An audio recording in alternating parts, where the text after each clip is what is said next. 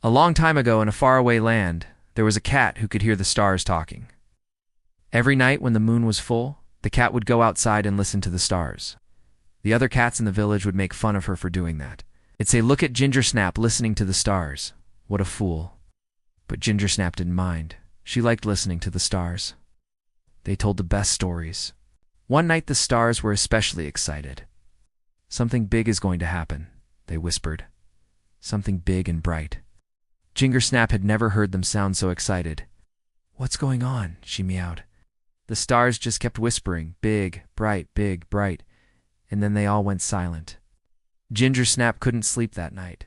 She paced back and forth on the roof, wondering what the stars were talking about.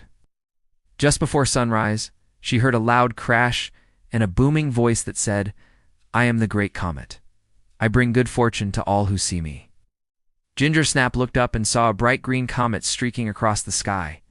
Startled, she ran to the village and woke up the people. "Comet, a great comet," she cried. "It's bringing good fortune."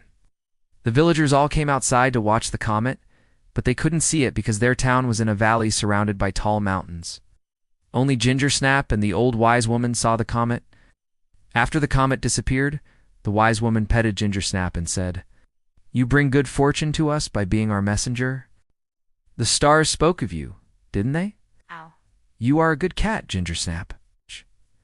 Then the wise woman went inside, and Gingersnap curled up on the roof to take a nap. She dreamed that the stars were giving her a message. "Tell the humans," they whispered, "that we love them and we watch over them always."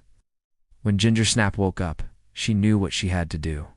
Every night that followed, she went out into the village and told the people the messages the stars had given her. She told them to be kind to each other, to help those in need, and to never ever give up hope. The people were happy to have these messages, and soon the whole village was listening to the stars too, and they all lived happily ever after.